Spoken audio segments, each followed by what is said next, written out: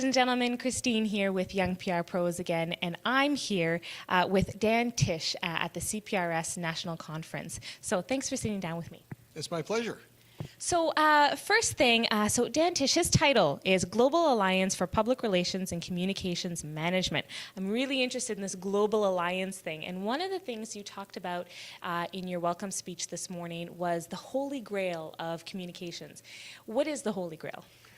Well, what I referred to this morning, Kristine, was that in some ways the Holy Grail is figuring out common standards for the research, measurement, and evaluation of public relations, right? It's fundamentally, our business has to be about delivering value, and ultimately that value rests in a stronger reputation or stronger brands, stronger organizations that are made better because of the quality of their relationships.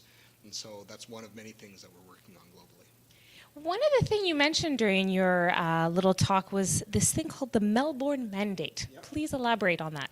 Okay, well, it was a really exciting moment that we had last November in Melbourne, Australia, because after a year of research and dialogue, we had more than 800 public relations and communications professionals and academics from all over the world who came together and unanimously adopted a vision of public relations and its emerging value to organizations and to society. And it really had three key elements. The first was that we see a role for public relations in leading the definition of the character and values of an organization.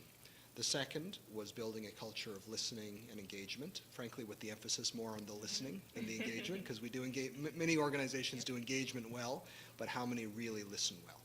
And the third area, not surprisingly, was responsibility. That's where you can think about ethics, you can think about the fact that we have responsibilities, personal responsibility, professional responsibility, responsibilities to our organizations, but also responsibilities to society.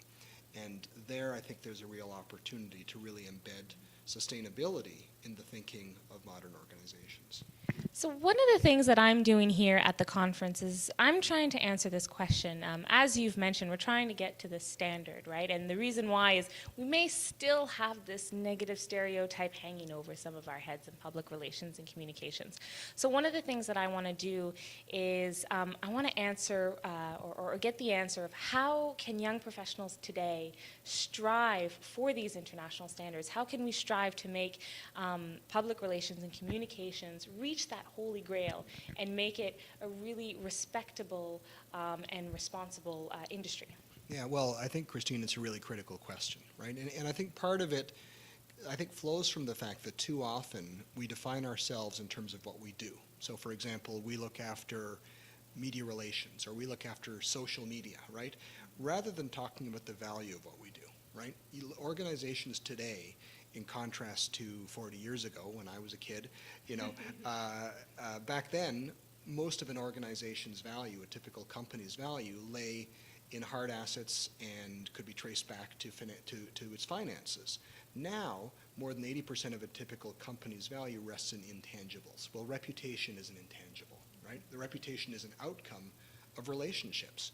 And so you start to define yourself a little differently if the CEO sees you or the boss sees you as somebody who is helping add to the value of the organization. So my single biggest tip for young professionals is make business literacy your number one goal in your education and training. Really understand business, because I find that more and more we're getting chances to advise the most senior leaders in organizations.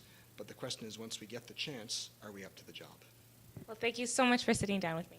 It's my pleasure. I look forward to seeing the podcast and keeping in touch with the work you're doing.